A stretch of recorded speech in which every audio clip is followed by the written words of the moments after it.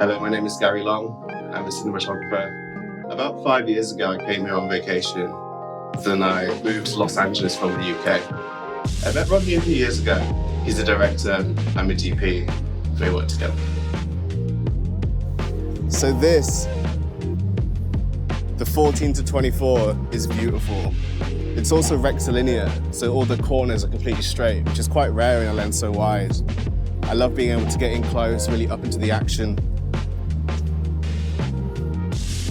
My biggest pet peeve in filmmaking is when people have cameras that are shaky.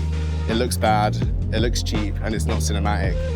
What's really cool, the camera comes with the MC-N10 hand grip, which means I can rig this to the gimbal and change any settings without disrupting the balance or the shot, especially for the autofocus tracking, which works very, very well.